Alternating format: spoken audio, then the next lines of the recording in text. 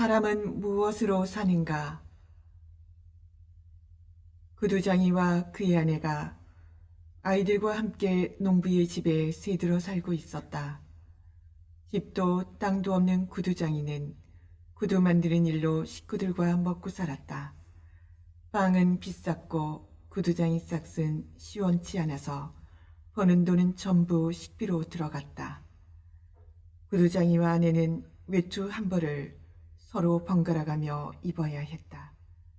그나마도 낡아서 새 외투용 양가죽을 사기 위해 지난 2년 동안 돈을 모아왔다. 가을이 오자 돈이 꽤 모였다. 아내가 상자에 모아둔 돈이 3루블이었고 손님에게 받을 돈이 5루블 20코페이카 가량이었다. 어느 날 아침 구두장이는 외투를 사러 마을에 가기 위해 일찌감치 차비를 했다. 그는 셔츠 위에 아내의 솜저고리를 입고 카프탄을 걸치고 주머니에 지폐 3루블을 넣고 지팡이를 챙긴 후 아침을 먹고 집을 나섰다. 구두장이는 생각했다. 농부에게 5루블을 받을 테니까 지금 있는 3루블로는 외투용 가죽을 사면 되겠다. 마을에 도착한 구두장이는 농부의 집을 찾아갔다. 하지만 농부는 집에 없었다. 농부의 아내는 다음 주에 남편을 통해 돈을 보내겠다며 지금 당장은 돈을 줄 수 없다고 했다. 구두장이는 또 다른 농부에게 갔지만 그 역시 지금 가진 돈이 맹세코 단 한 푼도 없다고 말했다. 하지만 장화를 수선해 달라면서 20코페이카를 주었다. 구두장이는 외상으로 가죽을 사려고 마음먹었다. 하지만 가죽 장수는 그렇게는 팔 수 없다고 했다. 가죽 장수가 말했다. 돈을 가져오시오. 그런 다음 물건을 골라요. 나중에 돈을 받는다는 게 얼마나 힘든 일인지 당신도 잘 알잖소. 결국 구두장이는 아무것도 사지 못했다. 하지만 주머니에는 3루블 말고도 장화 수선비로 받은 20코페이카가 들어있었고 농부에게서 가죽으로 기워야 할 낡은 펠트 장화 한 켤레도 받았다. 처음에는 구두장이도 기분이 좋지 않았지만 20코페이카로 보드카를 마시자 기분이 한결 나아졌다. 그는 집을 향해 출발했다. 아침에는 추웠지만 술을 마시고 나니 외투 없이도 견딜 수 있을 만큼 몸이 따뜻해졌다. 구두장이는 한 손에 든 지팡이로 꽁꽁 언 땅을 내리치면서 길을 따라 걸어갔다. 그리고 나머지 한 손에 든 벨트 장화를 흔들며 중얼거렸다. 외투 없이도 따뜻한걸. 술을 한잔 했더니 피 속에서 끓어오르네. 양털 외투 따위는 필요 없이. 이렇게 걸으니 속상한 일도 다 잊어버렸고 난 정말 좋은 사람이야. 필요한 게 대체 뭐람? 외투 없이도 이렇게 잘 지내는데 말이야. 외투는 필요 없어. 그런데 한 가지. 아내는 기분이 안 좋을 거야. 그게 참 마음에 걸리네. 외투를 사려고 열심히 일했는데 못 샀으니. 당신 거기서 기다려. 돈을 안 가져오면 당신 모자라도 가져가겠어. 맹세코 그러겠다고. 그래야 하고 말고. 한 번에 20코페이카를 주다니. 20코페이카로 대체 뭘 하란 말이야. 술을 한잔 했더니 끝이잖아. 당신은 자신이 가난하다고 생각하겠지만 그럼 나 같은 사람은 어떻게 하라고. 당신은 집도 있고 가축도 있고 다 있잖아. 하지만 내가 가진 것이라곤 이 두 손밖에 없어. 당신은 먹을 곡식을 직접 키우지만 난 돈 주고 사야 한단 말이야. 그것도 돈이 있을 때만 살 수 있지. 먹을 걸 사는 데야만 일주일에 3루블이나 들어. 집에 가면 빵도 다 떨어지고 없을 거야. 일립을 하고 반이 또 나갔지. 그러니까 내 돈을 빨리 달란 말이야. 구두장이가 내거리 성당 앞을 지날 때 성당 뒤에서 무언가 흰색 물체가 보였다. 황혼이 내린 뒤라 어두워서 눈을 크게 뜨고 그쪽을 바라보았지만 도대체 그것이 무엇인지 알 도리가 없었다. 저기에 저런 돌은 없었는데 소인가? 아니, 소처럼 생기진 않았는데 머리가 꼭 사람 같네. 그런데 하얀 건 뭐지? 저기에 왜 사람이 있는 거야? 구두장이는 가까이 다가갔다. 이제는 잘 보였다. 그런데 정말 이상한 일이 아닐 수 없었다. 그의 예상대로 정말 사람이었다. 죽었나? 살았나? 그 사람은 완전히 벌거벗은 채 성당에 몸을 기대고 앉아 조금도 움직이지 않았다. 구두장이는 겁에 질렸다. 누가 사람을 죽여서 옷을 벗기고 저기에 버려두고 갔나 봐. 가까이 가면 나도 말려들지 몰라. 구두장이는 서둘러 걸음을 옮겼다. 성당을 지나치자 더 이상 그 사람의 모습이 보이지 않았다. 하지만 한참을 걸어가던 구두장이는 다시 뒤를 돌아보았다. 그 사람이 아까와는 달리 조금씩 몸을 움직이고 있었다. 마치 구두장이를 따라오는 것처럼 보였다. 그 모습을 보자 구두장이는 아까보다 훨씬 더 겁이 났다. 다시 돌아가야 하나? 만일 가면 안 좋은 일이 생길지도 몰라. 그가 어떤 작자인지 내가 알게 뭐야. 분명 좋은 일로 거기 있는 건 아닐 거야. 그 사람에게 갔다가 내게 덤벼들어 목이라도 조르면 어떻게 해? 그럼 난 도망가지도 못할 거야. 만일 목을 조르지 않는다 해도 내가 그 사람을 굳이 아는 척할 필요는 없잖아. 저렇게 벌거벗고 있다니 분명히 무슨 일이 생긴 거야. 그렇다고 우리 집에 데려가 내 옷을 줄 수도 없는 노릇인데 그건 말도 안 되지. 구두장이는 발걸음을 재촉했다. 성당을 지나 한참을 가는데 갑자기 양심의 무언가가 걸리기 시작했다. 그는 걸음을 멈추었다. 지금 대체 뭐 하는 거야, 세몬? 저 사람은 추위에 떨어 죽어가고 있는데 겁을 내고 도망을 간단 말이야? 너 그렇게 부자야? 돈을 빼앗길까봐 겁이 나? 이봐, 세몬. 그건 옳지 않아. 세몬은 얼른 남자에게 돌아갔다. 세몬은 남자를 자세히 들여다보았다. 한창 나이인 젊은이였다. 몸에 상처는 없었지만 겁에 질려 벌벌 떨고 있었다. 벽에 몸을 기대고 앉은 그는 세몬을 쳐다보지 않았다. 기운이 없어 눈을 뜰 힘조차 없는 듯했다. 세몬이 가까이 다가갔더니 남자는 갑자기 힘이 솟는 듯 고개를 들어 세몬을 바라보았다. 그의 눈빛은 세몬의 마음을 사로잡았다. 세몬은 펠트 장화를 팽개치고 허리띠를 풀어 내려놓았다. 그러고는 카프탄을 벗었다. 할 말이 없군. 어서 이거라도 입어요. 어서. 세몬은 남자의 겨드랑이에 발을 넣어 힘껏 일으켰다. 그가 자리에서 일어났다. 그의 몸에서는 포미가 넘쳤고 깨끗하기도 했다. 손발은 여자처럼 부드러웠고 얼굴은 미남이었다. 세몬은 남자의 어깨에 카프탄을 걸쳐주었다. 하지만 소매에 손을 넣을 수는 없었다. 세몬은 자리를 잡고 외투를 벗어 그에게 둘러주고는 허리띠로 묶었다. 세몬은 낡은 모자를 벗어 남자에게 주려 했지만 머리가 시렸다.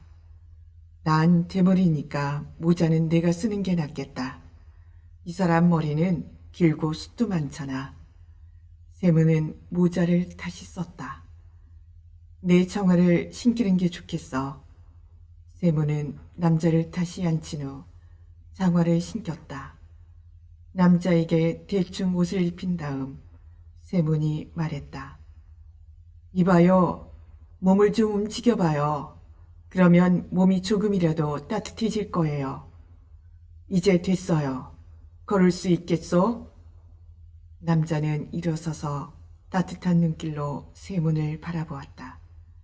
하지만 한마디 말도 하지 않았다. 무슨 말이라도 좀 하지 그래요. 여기서 겨울을 보낼 수는 없어요. 자, 힘이 없으면 내 지팡이에 몸을 좀 기대요. 자, 해봐요. 마침내 남자가 조금씩 움직이기 시작했다. 천천히 걷기는 했지만 뒤처지지는 않았다. 두 사람은 길을 따라 같이 걸었다. 세문이 입을 열었다. 괜찮으시다면 고향이 어딘지 물어도 되겠소? 이 근처 사람은 아닙니다. 그럼요. 여기 사람은 제가 다 아는 거려. 어쩌다가 여기까지 와서 그 성당 앞에 있게 되었소? 말씀드릴 수 없습니다. 어떤 사람이 몹쓸 짓을 했나 보군요. 누구도 제게 몹쓸 짓을 하지는 않았습니다. 신이 제게 벌을 내린 거지요. 모든 게 신의 뜻이기는 하죠. 하지만 어딘가를 가는 길이었을 텐데 어디 가려는 데가 있어? 제게 어디든 상관없습니다. 세무는 놀랐다. 남자는 전혀 나쁜 사람처럼 보이지 않았고 말투는 점잖기만 했다. 하지만 자기 이야기는 좀처럼 하지 않았다. 세무는 중얼거렸다. 이런 일은 매일 일어나는 게 아니지. 그리고 남자에게 말을 건넸다. 그럼 조금 좁긴 하지만 우리 집으로 갑시다. 세문이 큰 길로 접어들자 남자는 뒤처지지 않고 나란히 걸었다. 바람이 세져서 세문의 옷자락 안으로 파고들었다. 술기운이 가신 뒤라 세문은 뼛속까지 시리기 시작했다. 세문은 걸어가면서 콧물을 훌쩍거리기 시작했고 아내의 저고리를 몸 가까이 여몄다. 외투를 샀어야 했어. 외투를 사러 가서는 카푼단도 없이 돌아오다니. 그뿐만 아니지. 벌거벗은 남자까지 데려가니 마티르나가 친절하게 받아주지 않을 거야. 마티르나 생각이 떠오르자 세무는 갑자기 침울해졌다. 하지만 남자를 바라보자 세무는 성당 뒤에서 자기를 바라보던 그의 표정이 떠올랐고 가슴속에서 기쁨이 솟아올랐다. 세문의 아내는 그날 일을 일찍 끝냈다. 장작을 펴놓고 물을 길어오고 아이들을 먹이고 나서 자기도 저녁을 먹었다. 지금은 빵을 언제 만들면 좋을지 생각하고 있는 중이었다. 오늘 할까? 아니면 내일? 아직 큰 덩어리가 하나 남아 있었다.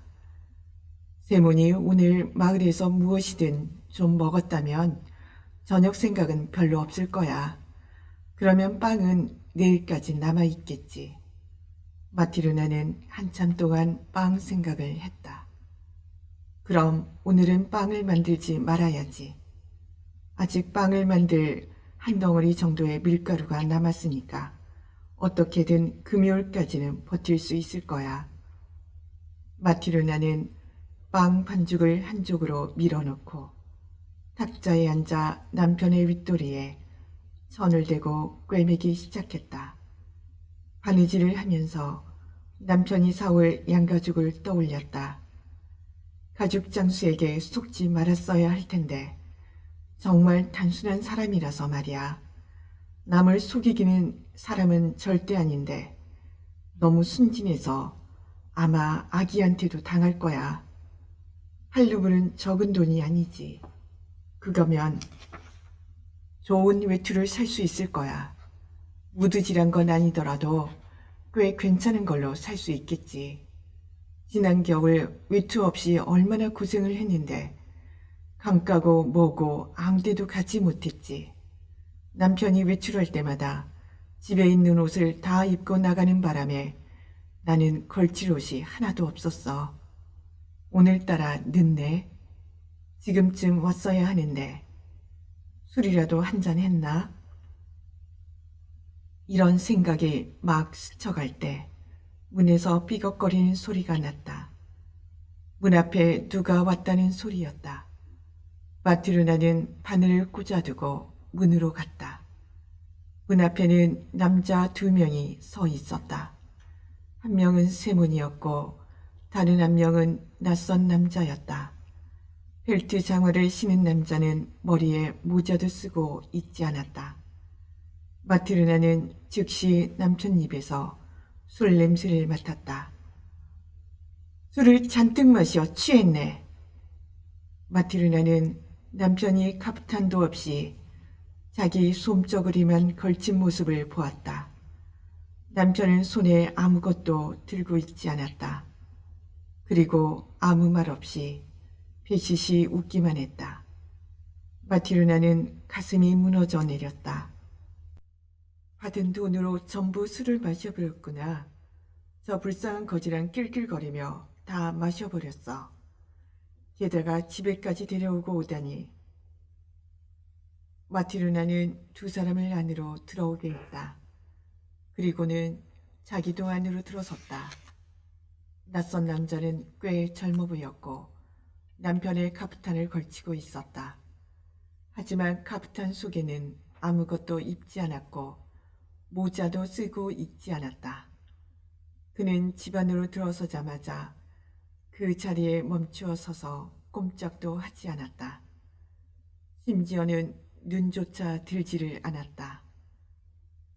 착한 사람이 아닌가 봐. 양심에 뭔가 거리낌이 있어 보여. 마티르나는 못마땅한 얼굴로 오븐 쪽으로 가서는 2 사람이 어쩌나 하고 바라보았다. 세무는 모자를 벗고 기분 좋게 긴 의자 위에 앉았다. 저 마티르나 먹을 거 좀 갖다 주겠어? 마티르나는 들릴 듯 말 듯한 소리로 구시렁거리기만 할 뿐 꼼짝도 할 기미도 보이지 않았다. 대신 오븐 곁에 서서 한 사람씩 바라보며 고개만 내저었다. 평소 아내가 기분이 언짢으면 미동도 하지 않는다는 걸 알았지만 세무는 일부러 모르는 척했다. 그는 남자의 팔을 잡았다. 여기 앉아요. 저녁을 함께 먹읍시다. 남자는 의자에 앉았다. 저기 뭐 요리해 놓은 것 없어? 마티르나의 화가 폭발했다. 요리는 했지만 당신 몫은 아니에요. 당신 참 대단한 사람이군요. 술을 마시다니요. 외투를 사러 가서 카프탄도 없이 오고 게다가 웬 벌거벗은 불황자를 집에 데려오질 않나. 당신 같은 주정뱅이한테 줄 음식은 하나도 없어요. 그만 됐어, 마티르나. 그렇게 퍼부어봤자 무슨 소용이야. 이 사람이 누군지 물어보면 되잖아. 갖고 간 돈으로 대체 뭘 했는지나 말해요. 세무는 카프탄에서 돈을 꺼내어 펼쳐 보였다. 돈은 여기 있어. 트리프노프가 돈을 주지 않았어. 내일 준다고 하더군. 마티르나는 그 말을 듣고 더 화를 냈다. 외투도 사지 않고 하나밖에 없는 카프탄을 저 벌거벗은 불황자한테 줘버리고 그것도 모자라서 집으로 데려와요? 마티르나는 탁자 위에 돈을 낚아채듯 집어들고 숨기로 가면서 말했다. 나도 저녁 안 먹었어요. 술 취한 사람한테 먹을 것을 줄 순 없어요. 이봐, 마티르나. 말 조심하지. 우선 내 말 좀 들어봐. 주정뱅이한테 들을 말이 뭐가 있겠어요? 당신 같은 주정뱅이랑 결혼하지 않았어야 하는데 어머니가 주신 리넨 천으로 몽땅 술을 마셔버리지를 않나. 외투를 사러 가서는 또 술을 먹어버리고. 세무는 아내에게 술값으로 20코페이카밖에는 쓰지 않았다고 말하려 했다. 그리고 낯선 남자를 어디서 만났는지도 말하려 했지만 마티르나는 말할 기회조차 주지 않았다. 정말 놀랍게도 마티르나는 한 번에 2마디씩 쏟아내면서 10년 전에 있었던 일까지 끄집어냈다. 마티르나는 두 사람을 몰아세우며 쉬지 않고 잔소리를 해댔다. 그리고는 세문에게 달려가서 소매자락을 움켜 쥐었다. 내 저고리 내놔요. 하나밖에 없는 옷인데 가져가서 입었잖아요. 어서 내놔요. 형편없는 사람 같으니. 정신 차리라고요. 나쁜 사람. 세문은 저고리를 벗기 시작했다. 소매에서 팔을 빼고 있는데 아내가 순간 잡아당기는 바람에 솔기가 뜯어졌다. 마티르나는 옷을 잡아채서 머리 위로 덮어쓰고는 문 쪽을 향해 갔다. 그녀는 막 나가려다가 갑자기 멈추어 섰다. 가슴속에 2가지 생각이 교차했다. 화를 쏟아내고 싶은 마음과 저 남자가 대체 누구인지 말이나 듣고 보자는 생각이었다. 마티르나는 제자리에 멈춰서서 말했다. 만일 저 사람이 착한 사람이라면 저렇게 벌거벗고 있지 않았을 거예요. 셔츠도 걸치지 않았잖아요. 그리고 저 남자가 제대로 된 일을 하는 사람이라면 당신도 저 대단한 사람을 어디서 만나게 되었는지 벌써 말을 했겠죠. 글쎄, 안 그래도 막 얘기하려고 했소. 내가 길을 걷고 있는데 성당 뒤에 이 남자가 앉아 있더라고. 완전히 벌거벗고서는 금방이라도 얼어 죽을 것 같았지. 여름도 아닌데 벌거벗고 있다니 말이야. 그때 신이 나를 이 사람에게 인도했어. 그렇지 않았다면 이 사람은 벌써 죽었을 거야. 내가 뭘 어떻게 할 수 있었겠어. 그런 일은 늘 있는 게 아니잖아. 내가 이 사람에게 할 수 있는 일이라곤 옷을 입혀 집으로 데려오는 일뿐이었어. 그러니 화를 좀 가라앉혀. 사람을 죽게 내버려 두는 건 죄야, 마티르나. 사람은 어차피 죽게 되겠지만. 마티르나는 퉁명스럽게 말을 받아치려고 했지만 남자를 바라보자 자신도 모르게 마음의 평화가 솟구치는 것을 느꼈다. 남자는 성당 뒤에서 있었던 것처럼 꼼짝 않고 의자 한쪽 구석에 앉아 있었다. 두 손을 무릎 위에 모아놓고는 고개를 가슴까지 숙이고 눈을 지그시 감고 있었다. 무언가가 목을 조르기라도 하듯 얼굴을 찌푸린 채였다. 마티르나는 아무 말도 하지 않았다. 세몬이 말을 이었다. 마티르나, 당신 마음속에 신은 없는 거야? 남편의 말에 마티르나는 다시 한번 남자의 얼굴을 바라보았다. 그 순간 그녀의 화가 갑자기 눈 녹듯 사라졌다. 마티르나는 문 앞에서 다시 몸을 돌려 오븐이 있는 한쪽 구석으로 가서 저녁을 준비해왔다. 마티르나가 식탁 위에 대접을 놓고 그 바스를 부어주자 두 남자는 저녁을 먹기 시작했다. 마티르나는 식탁 한쪽 끝자리에 앉아 턱을 괴고 남자를 물끄러미 바라보았다. 남자가 가엾다는 생각이 들기 시작하더니 그에게 연민이 느껴졌다. 갑자기 남자의 얼굴이 밝아졌다. 그는 인상을 펴고 눈을 들어 마티르나를 바라보고 미소를 지었다. 저녁을 먹고 마티르나는 상을 치운 후 남자에게 질문을 던지기 시작했다. 고향이 어디예요? 이 근처 사람은 아닙니다. 어쩌다가 여기까지 오게 되었나요? 말씀드릴 수 없습니다. 누가 당신에게 이렇게 몹쓸 짓을 한 거죠? 신이 벌을 내리신 겁니다. 그래서 벌거벗은 채 길에 있었다고요? 그렇습니다. 벌거벗은 채 얼어 죽기 직전이었죠. 그때 세문이 절 보고 가엾게 여겨 자기 카프탄을 벗어주었어요. 그리고 자기 집으로 가자고 했죠. 또한 당신은 제게 먹을 것과 마실 것을 주고 날 불쌍히 여겨주었어요. 신께서 당신에게 복을 내리실 겁니다.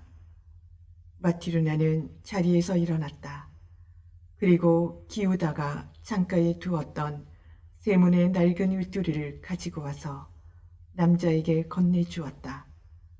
속바지도 꺼내주었다. 여기요. 윗도리도 안 입은 것 같던데 이걸 입어요. 그리고 타락이든 화덕 근처든 당신 편한 데로 가서 좀 누우세요. 남자는 카프탄을 벗고 마티르나가 준 옷을 입었다. 그리고 타락에 있는 침대로 갔다. 마티르나는 불을 끄고 카프탄을 가져와 남편 곁에 두었다. 카프탄 자락을 이불 삼아 덮고 누웠지만 마티르나는 쉽게 잠이 오지 않았다. 머릿속에서 낯선 남자 생각이 떠나지를 않았다. 집에 있던 빵을 남자가 다 먹어치웠기 때문에 내일 먹을 양식이 하나도 없다는 생각도 떠올랐다. 윗도리와 속바지도 남자에게 줘버렸다는 게 생각나 마음이 불편했다. 하지만 남자의 미소 짓는 얼굴이 떠올라 다른 한편으로는 가슴이 벅차올랐다. 마티르나는 한참을 그대로 누워 있었다. 그러다가 세문이 깨는 소리에 카프탄을 걷어내며 입을 열었다. 여보, 아까 집에 있던 빵을 다 먹었어요. 이제 더 이상 먹을 것이 없어요. 내일부터 어떻게 해야 할지 통 모르겠네요. 어쩌면 옆집 말라냐에게 가서 빌려와야 되는 건 아닌지. 어떻게든 되겠지. 다 잘 될 거야. 마티르나는 말없이 그대로 누워있다가 다시 말했다. 저기 저 사람 좋은 사람 같아요. 그런데 왜 자기 얘기는 통 하지 않을까요? 분명 그럴 만한 사정이 있겠지. 여보, 왜? 우린 늘 남들에게 주기만 하는군요. 왜 우리에게 베풀어주는 사람은 없는 걸까요? 세문은 무슨 말을 해야 할지 몰라 망설이다가 입을 열었다. 당신 오늘따라 말이 참 많네. 그러고는 돌아 누워 잠이 들었다. 아침이 되자 세문은 잠에서 깨어났다. 아이들은 아직 자고 있었고 아내는 이웃집에 빵을 얻으러 가고 없었다. 낡은 윗도리와 속바지를 걸친 지난밤의 낯선 남자는 긴 의자에 혼자 앉아 허공을 보고 있었다. 그의 얼굴은 지난밤보다 밝아 보였다. 세문이 물었다. 이봐요. 뱃속에서는 배고프다고 아우성, 벗은 몸은 옷을 달라고 아우성이군요. 이제 뭐든지 벌이를 해야지요. 뭘 할 줄 아시오? 실은 할 줄 아는 게 하나도 없습니다. 세문은 놀라며 다시 말했다. 할 마음만 있으면 뭐든 배울 수는 있는 법이죠. 사람은 일을 해야 하니 저도 일을 하겠습니다. 이름이 뭐요? 미카엘입니다. 그래요, 미카엘. 자기 얘기를 하고 싶지 않거든 하지 않아도 돼요. 하지만 먹고 살려면 일은 반드시 해야 합니다. 내가 하는 걸 잘 보고 만일 생각이 있다면 나와 함께 일해도 좋아요. 신이 당신에게 복을 내리실 겁니다. 전 이를 배울 마음가짐이 되어 있습니다. 가르쳐만 주세요. 세문은 실을 잡고 손가락으로 문지르며 실 끝부분에 왁스칠을 하는 법을 보여주었다. 별로 기술이 필요한 건 아니죠. 잘 봐요. 미카엘은 그가 일하는 모습을 말없이 바라보더니 손가락으로 실을 꼬아 세모니 한 대로 문질러 실끝을 마감지었다. 세모는 대다리 만드는 법도 가르쳐 주었다. 미카엘은 이것도 금세 따라했다. 세모는 털을 꼬아서 실을 만드는 법과 송곳 사용법도 가르쳐 주었다. 이것 또한 미카엘은 금세 배웠다. 미카엘은 세몬이 가르쳐 주는 건 뭐든지 금방 따라했고 이틀 만에 평생 구두장이었던 것처럼 능숙해졌다.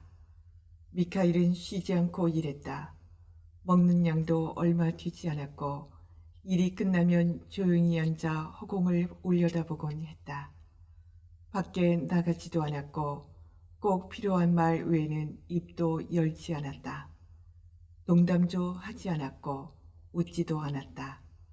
웃는 모습을 보여준 건 세문의 집에 온 첫날 저녁, 마티르나가 저녁을 내왔을 때뿐이었다. 날이 가고 달이 가고 1년이 지나가 버렸다. 미카엘은 세문을 위해 일하며 함께 살았다. 세문의 집에서 일하는 직공의 솜씨가 뛰어나다는 소문이 퍼져나갔다.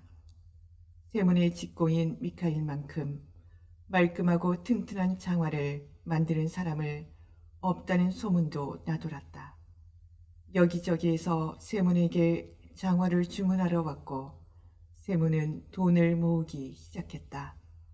어느 겨울날 세문과 미카엘이 여느 때처럼 일을 하고 있는데 트로이카 한 대가 종을 울리며 문 앞에 멈추어 섰다. 세문과 미카엘은 밖을 내다보았다. 마차는 세문의 집 바로 앞에 섰다. 정복을 입은 하인이 먼저 내려 문을 열자 털 외투를 입은 귀족이 내려섰다. 그는 오두막으로 다가와 현관 앞 계단에 올라섰다. 마티르나는 서둘러 문을 활짝 열었다. 귀족은 문 안으로 들어서기 위해 머리를 살짝 숙였다. 그가 다시 몸을 고추 펴자 머리가 천장에 거의 닿을 듯했다. 방을 다 차지한 듯 보였다. 세모는 자리에서 일어나 인사를 꾸벅했다. 그렇게 지체 높은 사람을 본 적이 한 번도 없었기 때문에 놀란 상태였다. 세모는 여인 편이었고 미카엘도 말랐으며 마티르나는 마른 장작 같았다. 하지만 이 남자는 다른 세상에서 온 것 같았다. 둥그런 얼굴은 불그스레하게 혈색이 좋았고 목덜미가 황소 같았다. 무쇠로 만들어진 사람처럼 보였다.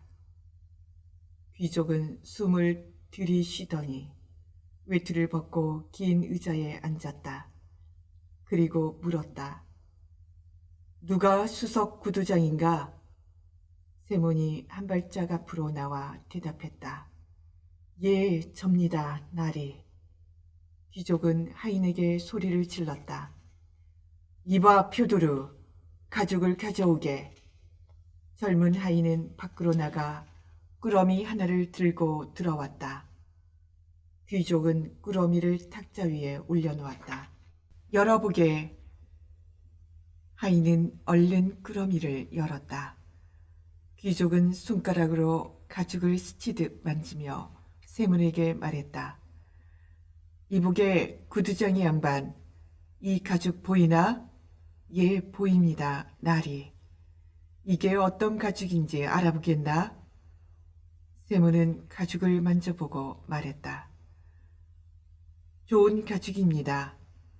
좋은 가죽이라니, 이렇게 어리석긴 평생 이런 가죽은 본 적도 없을 걸세. 이건 독일제 가죽이야. 값도 20루블이나 하지. 세문은 크게 놀라 말했다. 저희가 어디서 이런 가죽을 보았겠습니까? 그래, 그렇겠지. 이 가죽으로 내게 꼭 맞는 장화 한 켤레 만들 수 있겠나? 할 수 있습니다, 나리. 귀족은 세문에게 큰 소리로 말했다. 할 수 있다라. 좋은 말이지. 자네가 장화를 만들어 바칠 사람이 누군지 생각해보게. 그리고 어떤 가죽을 쓰는지도 말이야. 자네가 만들 장화는 1년이 가도 모양이 변하거나 달아서는 안 되는 걸세. 만일 그런 장화를 만들 수 있으면 이를 맡아 가죽을 자르게. 하지만 할 수 없으면 이를 맡지도 가죽을 자르지도 말게나. 미리 말해두겠네. 1년이 가기 전에 장화가 찢어지거나 닳게 되면 자넨 감옥에 가게 될 걸세. 하지만 1년이 지나도 장화의 모양이 변하지 않거나 찢어지지 않으면 신누부를 주겠네. 세모는 겁에 질려 무슨 말을 해야 할지 몰랐다. 그는 미카일을 팔꿈치로 쿡쿡 찌르며 속삭였다. 이 일을 맡아야 할까? 미카일은 그러나는 듯 고개를 끄덕였다. 세모는 미카일의 충고를 받아들여 1년이 지날 때까지 찢어지지도 모양이 변하지도 않는 장화 만드는 일을 하기로 했다. 귀족은 하인에게 소리쳐 왼쪽 발에서 장화를 벗기라고 말했다. 그러고는 다리를 쭉 폈다. 지수를 재게나. 세모는 45cm가량 되는 종이를 잘라 반듯하게 폈다. 그리고 무릎을 꿇고 귀족 나리의 양말을 더럽히지 않기 위해 두 손을 앞치마에 닦은 후 치수를 재기 시작했다. 발바닥과 발등의 크기를 재고 종아리를 재기 시작했다. 하지만 종이가 모자랐다. 귀족의 종아리는 나무 기둥만큼이나 굵었다. 조심해, 종아리는 너무 꼭 끼게 하지 말게나. 세무는 종이를 한 장 더 자르려고 했다. 귀족은 그대로 앉아 양말 속에 발가락을 비비면서 오두막 안에 사람들을 쳐다보기 시작했다. 그러다가 미카일을 발견했다. 저 사람은 누군가? 자네 직원인가? 예, 수석 일꾼입니다.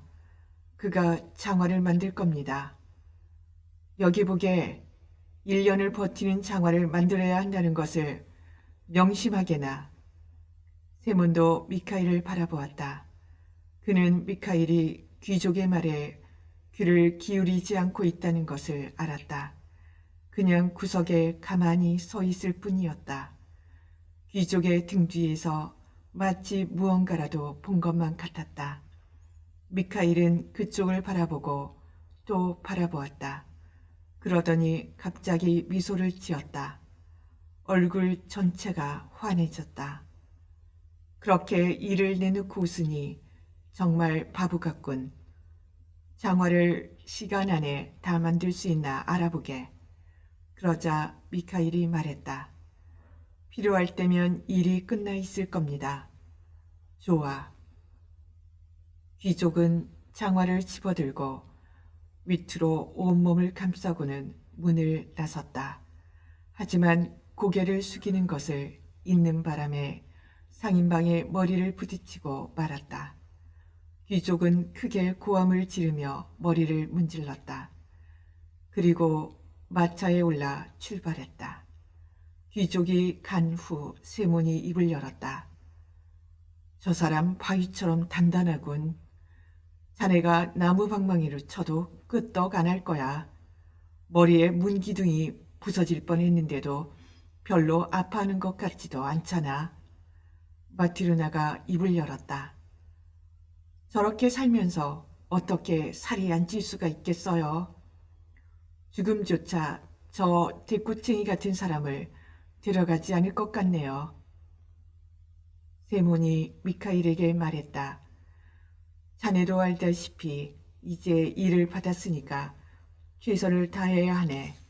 가죽이 비싼 데다 귀족 나리도 까다로우니 말이야. 실수를 해서는 안 돼. 이제 자네는 나보다 눈도 빨라졌고 솜씨도 좋아지지 않았나? 저기 차가 있네. 자네가 가죽을 자르면 내가 발등 쪽 가죽을 마무리하겠네. 미카일은 시키는 대로 했다. 귀족의 가죽을 받아 탁자에 펼쳐놓고 반으로 접은 후 칼을 가져와 자르기 시작했다. 마티르나는 미카일이 가죽을 자르는 모습을 지켜보다가 깜짝 놀랐다. 그녀도 구두장이 일에는 익숙하기 때문에 미카일이 가죽을 장화용으로 자르지 않고 둥글게 자르고 있다는 사실을 알아챘다. 마티르나는 혼자 생각했다. 물론 내가 남자용 장화를 만드는 방법을 몰라야 되는 건 아니지만 미카일이 나보다 더 잘 알 테니 간섭하지 말아야지. 미카일은 가죽을 자른 후 왁스칠을 한 실로 가죽을 꿰매기 시작했다. 하지만 장화를 만들 때 주로 사용하는 두 겹 실이 아니라 덧신을 만들 때처럼 한 겹 실을 썼다. 마티르나는 또 놀랐지만 끼어들고 싶지 않았다. 미카일은 계속해서 하던 일을 했다. 점심때가 되어 세몬이 주위를 둘러보다 미카일이 귀족의 가죽으로 덧신을 만드는 모습을 보았다. 세몬은 신음이 나왔다. 이게 어찌 된 일이지? 미카일이 우리 집에 산 것도 벌써 1년이 다 되어 가는데 한 번도 실수를 한 적이 없었잖아. 그런데 지금 이런 짓을 저지르다니. 귀족 나리가 주문한 건 바닥창이 두툼한 장화였는데 가죽을 망쳐버렸어. 귀족 나리에게 뭐라고 하지? 저런 귀한 가죽은 구할 수도 없는데. 그는 미카일에게 말했다. 지금 뭐라고 있는 거야? 이봐, 미카일. 나를 완전히 망쳐버렸군. 나리가 장화를 주문했는데 대체 뭘 만든 건가? 세몬이 미카일에게 한참 말을 한 도중에 문 두드리는 소리가 났다. 누가 찾아온 것이다. 두 사람은 바깥을 내다보았다. 누군가 말을 타고 찾아와 고삐를 메고 있었다. 문을 열자 아까 그 귀족의 하인이 안으로 들어섰다. 안녕하신가요? 예, 안녕하십니까? 무슨 일이신가요? 장화 때문에 많이 보내셨답니다. 장화가 왜요? 이제 나리께는 장화가 필요 없으실 겁니다. 기상을 뜨셨거든요. 뭐라고요? 여기를 떠나 집에 도착하지도 못해서 돌아가셨어요. 마차에서 생을 마감하셨죠. 마차가 막 집에 도착해서 내리시는 걸 도와드리러 가는데 넘어진 자루처럼 쓰러져 계셨습니다. 마차에서 돌처럼 누워 계셨어요. 우리는 있는 힘을 다해 마차에서 나리를 끌어내렸죠.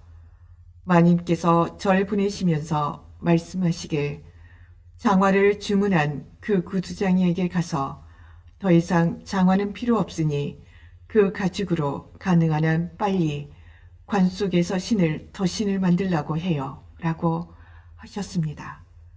그리고 기다렸다가 덧신을 가져오라고 하셨죠. 그래서 제가 왔습니다. 미카일은 나머지 가죽을 탁자 밑에서 꺼내 돌돌 말았다. 그리고 다 만들어진 덧신을 꺼내 두 짝을 탁탁 치더니 앞치마로 잘 닦았다. 그는 덧신을 하인에게 건넸다. 하인이 덧신을 받으며 말했다. 안녕히 계십시오. 행운이 함께 하시길 빌겠습니다. 그렇게 1년이 지났고 또 2년이 흘렀다. 미카일이 세몬과 함께 지낸 시간도 어느덧 5년이 되었다. 미카일은 처음과 달라진 것은 하나도 없었다. 여전히 아무데도 가지 않았고 자기의 속마음을 누구에게도 이야기하지 않았다. 지금까지 웃음을 보인 건 단 2번. 마티르나가 처음 음식을 대접했을 때와 귀족을 보았을 때뿐이었다. 세무는 미카엘이 매우 마음에 들어서 더 이상 어디에서 왔냐는 말을 묻지 않았다. 단 한 가지 걱정이라면 미카엘이 자신의 곁을 떠날까 하는 것이었다. 하루는 식구들이 다 같이 집에 모여 있었다. 마티르나는 쇠 주전자를 오븐 위에 올려놓았고 아이들은 긴 의자에서 창밖을 내다보며 놀고 있었다. 세무는 창가에 앉아 열심히 일을 하고 있었고 미카엘은 또 다른 창가에서 구두 뒤축에 가죽을 받고 있었다. 아이들 중 한 명이 긴 의자를 넘어 미카엘에게 달려와 어깨에 기댔다. 그리고 창밖을 가리켰다. 미카엘 삼촌, 보세요. 웬 부인이 어린 소녀들을 데리고 우리 집으로 오고 있어요. 소녀 한 명은 다리를 절어요. 아이의 말이 입 밖으로 나오자마자 미카엘은 하던 일을 던져버리고 창 쪽으로 몸을 기울여 바깥을 내다보았다. 세모는 놀랐다. 미카엘이 밖을 내다보는 것을 좋아하지 않았기 때문이다. 하지만 지금 그는 얼굴을 창에 대고 바깥의 무언가를 뚫어지게 쳐다보고 있었다. 세몬도 밖을 보았다. 한 여자가 앞마당을 가로질러 곧장 걸어오고 있었다. 말끔하게 차려입은 여자는 여자아이 2명의 손을 잡고 있었다. 아이들이 털 외투를 입었고 머리수건을 둘렀다. 2명이 비슷하게 생겨 구별하기가 어려웠다. 하지만 한 명은 한쪽 다리가 불구였고 걸을 때마다 절뚝거렸다. 여자는 현관으로 와서 컴컴한 문 앞에서 더듬거리다가 빗장을 올리고 문을 열었다. 여자는 아이들을 먼저 안으로 들여보낸 후 그 뒤를 따라 들어왔다. 안녕들 하신가요? 어서 오세요. 무엇을 도와드릴까요? 여자는 탁자 옆에 앉았고 소녀들은 그녀의 무릎에 달라붙어 있었다. 아이들은 수줍음을 많이 탔다. 이 아이들이 봄에 신을 만한 염소 가죽 신발을 주문하려고요. 그래요? 할 수 있습니다. 그렇게 작은 건 보통 안 만들지만 물론 매우 쉽습니다. 대다리가 있거나 리넨 천으로 띠를 두른 건 모두 쉬워요. 여기 미카엘이라고 우리 집 수석 구두공입니다. 세모는 미카엘을 보았다. 미카엘은 하던 일을 팽개치고 여자아이들을 뚫어지게 쳐다보며 앉아 있었다. 세모는 미카엘을 보고 놀랐다. 물론 아이들이 예쁘기는 했다. 눈은 까맣고 토실토실한 볼은 장밋빛 지며 좋은 털위투와 머리수건을 걸치고 있었다. 하지만 세모는 아직도 미카엘이 아이들을 왜 그렇게 뚫어지게 보고 있는지 알 수 없었다. 마치 아이들이 그의 친구라도 되는 것 같았다. 세모는 미카엘의 행동에 다소 놀랐지만 여자와 계속해서 이야기를 나누었다. 그리고 흥정을 하기 시작했다. 흥정이 끝나고 치수를 쟀다. 여자는 절름발이 아이를 무릎 위에 앉히고 말했다. 이 아이를 2번 재세요.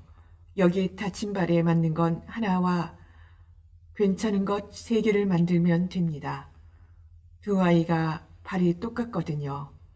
쌍둥이라서.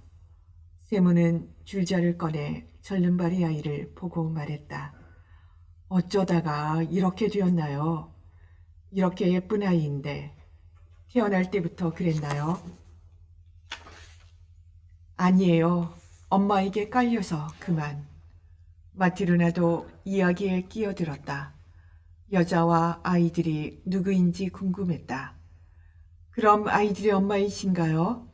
아니에요. 엄마는 아닙니다. 부인, 저는 이 아이들과 아무 혈연 관계가 없어요. 제가 이 아이들을 입양했죠.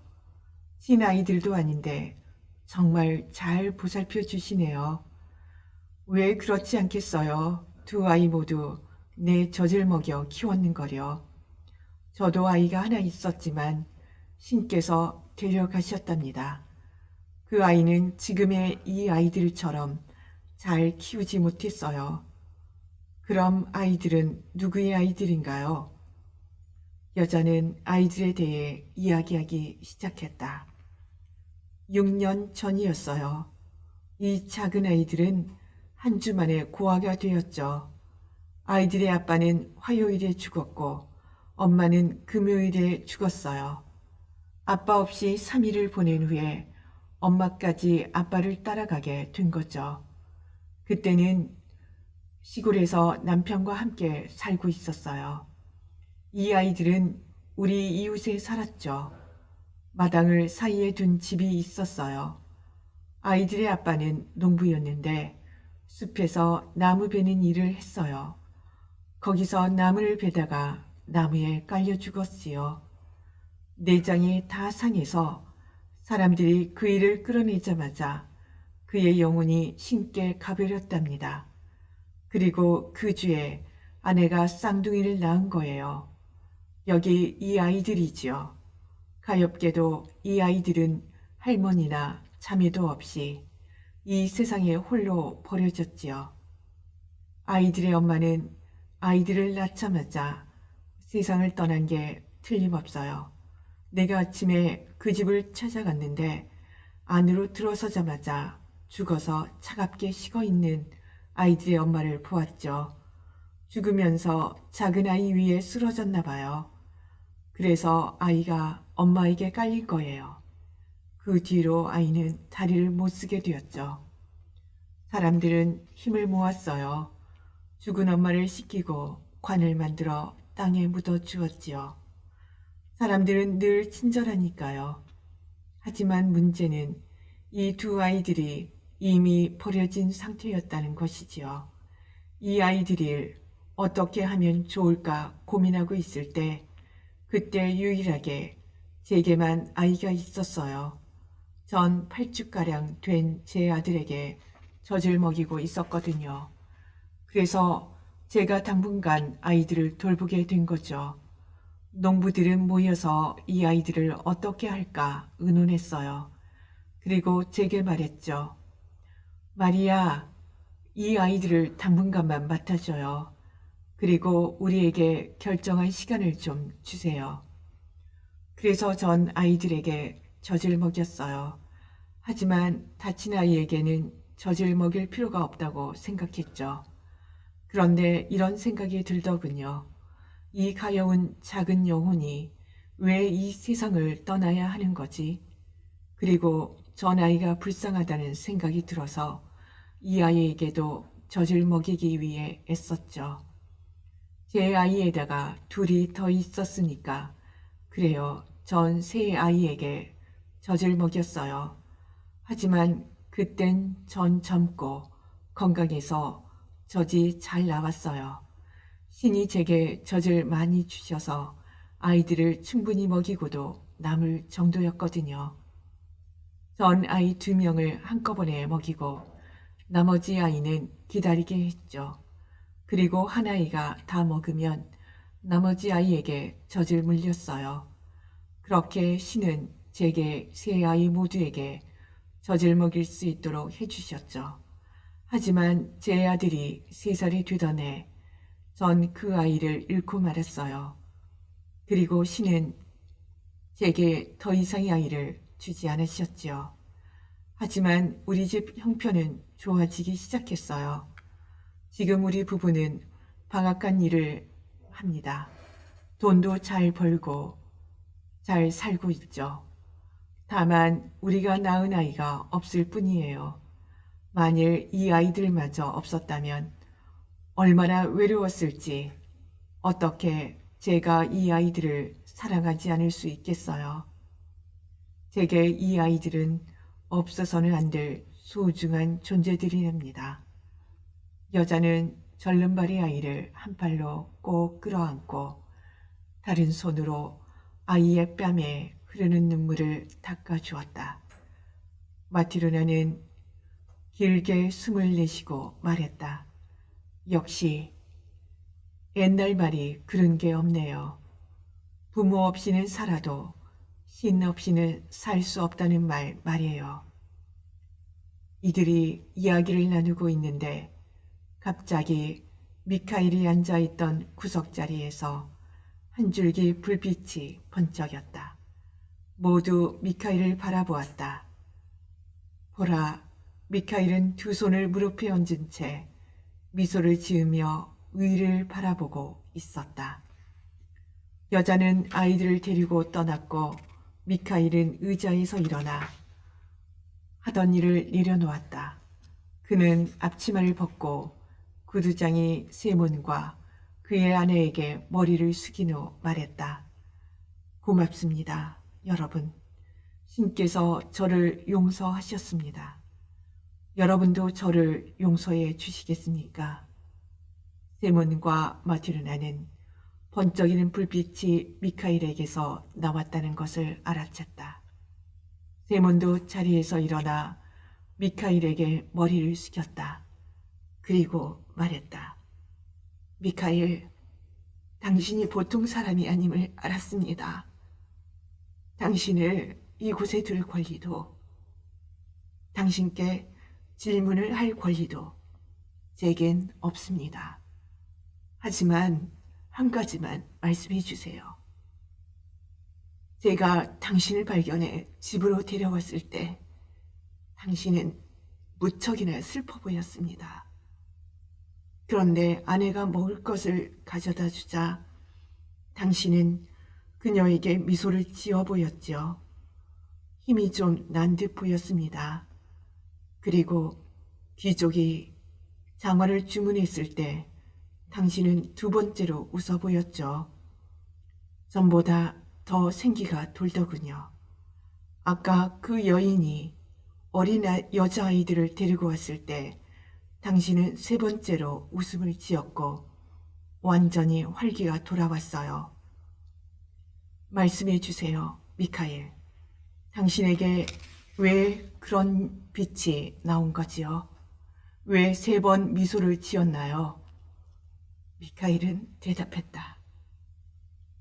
제게서 빛이 난 건 신이 나를 버려졌다가 용서하셨기 때문이지요. 그리고 세 번 미소를 지은 건 제가 깨달아야 할 세 가지 신의 진실을 배웠기 때문입니다. 그중 한 가지는 당신의 아내가 제게 자비를 베풀어 주었을 때 깨달았습니다. 그래서 미소를 지었던 거죠. 두 번째 진실은 그 부자가 장화를 주문했을 때 깨달았어요. 그때 미소를 지었죠. 소녀들을 보고 세 번째 진실을 깨달았고 그래서 마지막으로 미소를 지은 겁니다. 해문은 다시 물었다. 그럼 미카엘, 신께서 왜 당신을 벌하신 겁니까? 그리고 신의 세 가지 진실은 무엇인가요? 미카엘은 대답했다. 제가 신의 말씀을 거역했기 때문에 저를 벌하신 거죠. 저는 천국의 천사였는데 신의 말씀을 거역했습니다. 제가 천사였을 때 신은 저를 보내 한 여인의 영혼을 데려오라고 명하셨어요. 전 땅으로 내려갔지요. 여인은 홀로 누워 있었습니다. 몸이 아파 보였죠. 금방 쌍둥이 여자아이들을 낳았더군요. 작은 아이들은 어미 곁에 누워 있었어요. 하지만 엄마는 아이들을 가슴께로 들어 올릴 수도 없었죠. 그 어미는 저를 보았어요. 신께서 자기의 영혼을 데리러 절 보냈다는 걸 바로 알아챘습니다. 그녀는 울음을 터뜨리며 말했어요. 신의 천사여, 전 방금 남편을 묻었습니다. 숲에서 나무가 남편을 덮쳐서 그대로 깔려 죽었어요. 제겐 아이들을 돌봐줄 자매도 이모도 어미도 없습니다. 제 영혼을 데려가지 말아주세요. 제 아이들을 키울 수 있게 해주세요. 아이들에게 젖을 먹이고 두 발로 설 수 있게 하도록 해주세요. 아비도 어미도 없이 아이들의 힘만으로는 살 수 없습니다. 저는 여인의 말에 귀를 기울였어요. 그리고 한 아이를 안아서 여인의 가슴께에 눕히고 다른 아이를 팔에 안겨줬죠. 그리고는 신께 돌아갔습니다. 신께 날아가서 말씀드렸어요. 어미의 영혼을 데려올 수 없었습니다. 아비는 나무에 깔려 죽었고 어미는 쌍둥이를 낳았습니다. 그리고 자기를 데려가지 말아달라고 애원했어요. 여인은 제게 아이들을 키울 수 있게 해달라고, 아이들에게 젖을 먹이고 두 발로 설 수 있게 하도록 해달라고 말했어요. 아비 어미 없이 아이들끼리는 살 수 없다고요. 전 여인의 영혼을 데려올 수 없었습니다. 그러자 신이 말씀하셨죠. 가서 여인의 영혼을 데려오너라. 그리고 사람 안에 있는 건 무엇인지, 사람에게 주어지지 않은 건 무엇인지, 사람은 무엇으로 사는지 그 세 가지 교훈을 깨닫도록 하여라. 세 가지 교훈을 깨달은 후 천국으로 돌아올지어니. 저는 다시 땅으로 내려가 여인의 영혼을 데려갔습니다. 아기들은 여인의 가슴에 안겨 있다 떨어졌습니다. 여인의 죽은 몸은 침대 위를 굴러 한 아기의 발을 깔고 뭉갰어요. 저는 마을 위로 날아올라 신께 여인의 영혼을 바쳤습니다.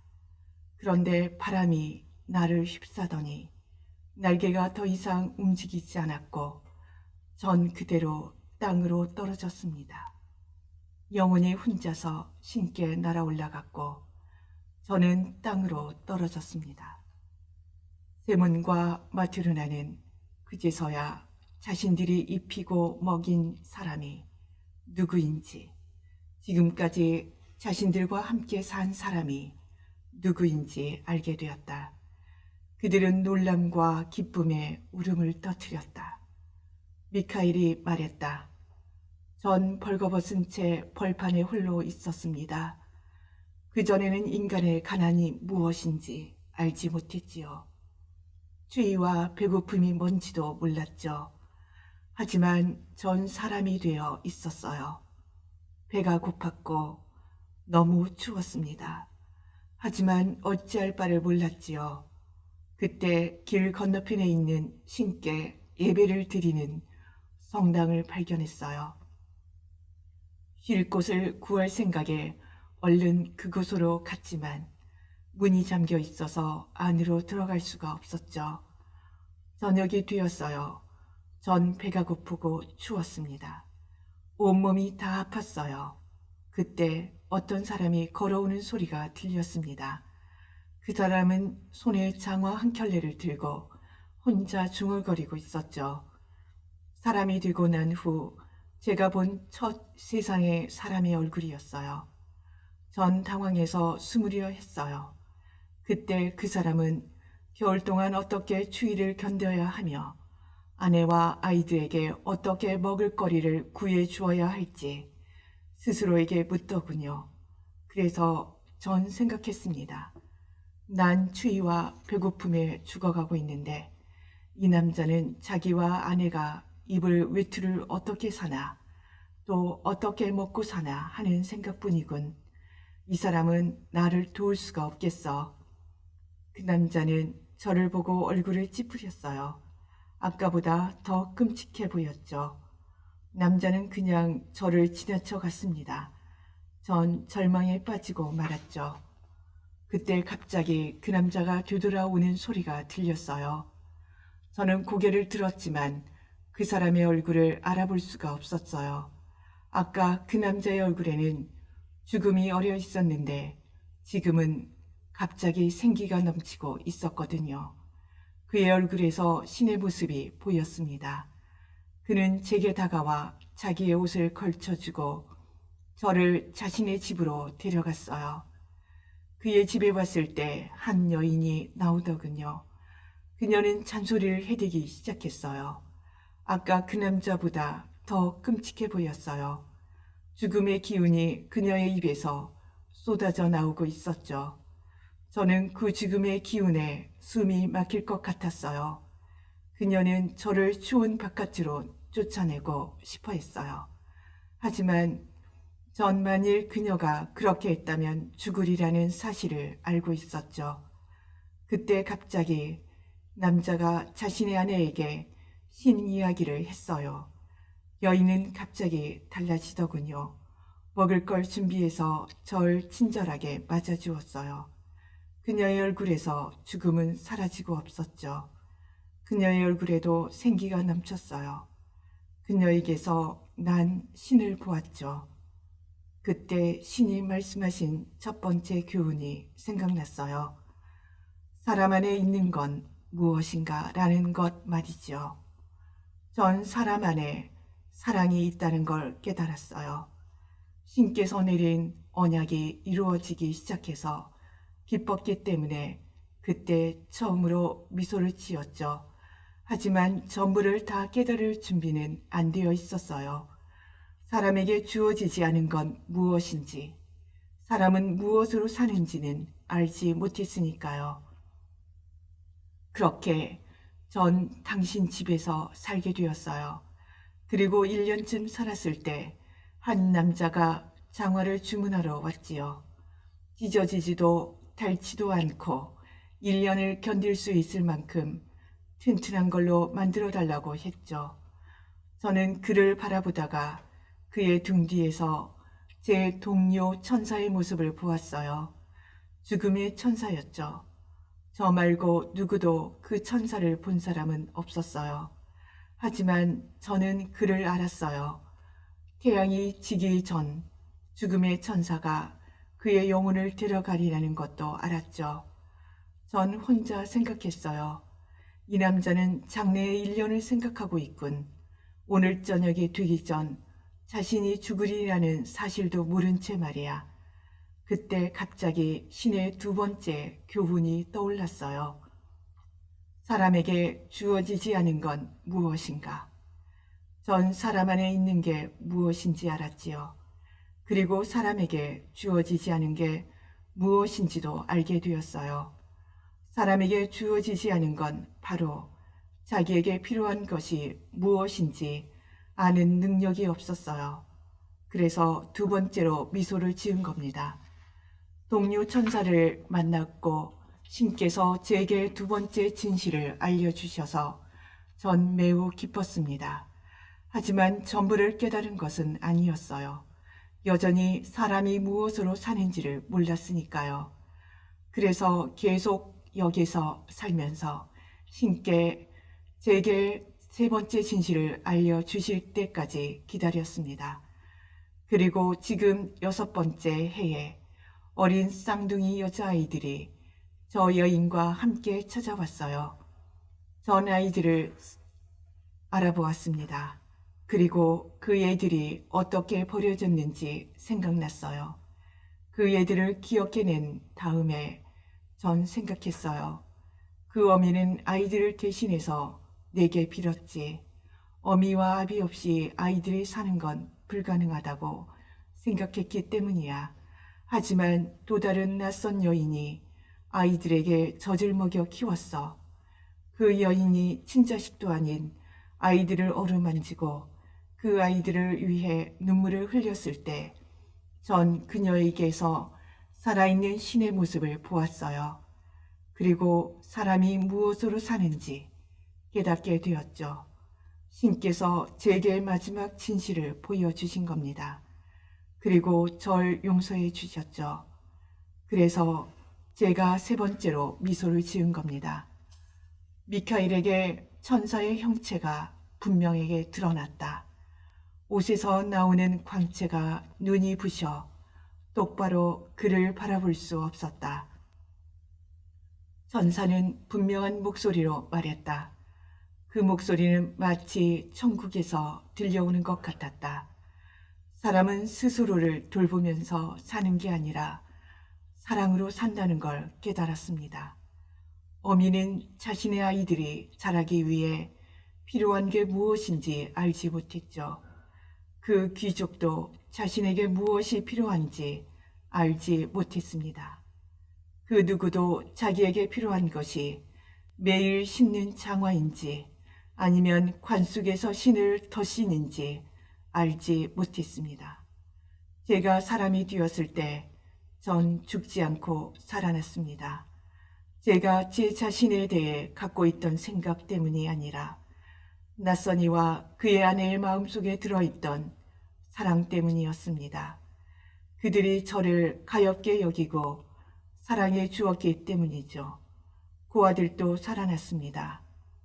다른 사람들이 아이들에게 어떻게 해주어야 할까 고민했기 때문이 아니라 낯선 여인의 마음속에 사랑이 있었기 때문이었어요. 또한 아이들을 가엾게 여기고 사랑해 주었기 때문이었죠.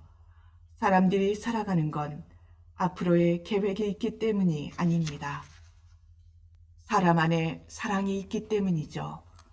전 신께서 인간에게 생명을 주셨고 인간이 살아가기를 바라셨다는 걸 알았습니다. 하지만 지금은 그 이상의 것을 알지요. 신은 사람이 자기 자신만을 위해 살기를 바라지 않으셨습니다.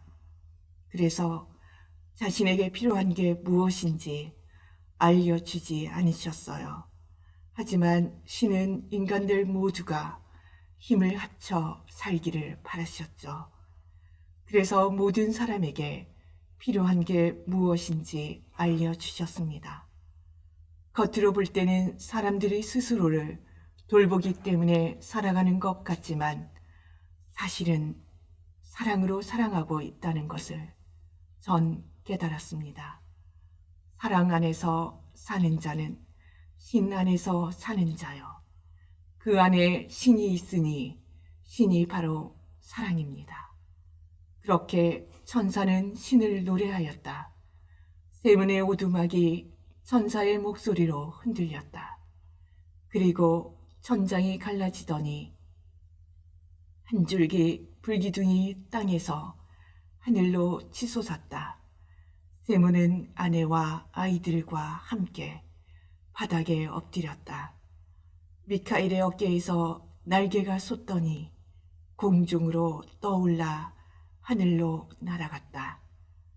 세문의 눈을 떴을 때 오두막은 예전 모습 그대로였고 그와 가족들뿐 다른 사람은 아무도 없었다.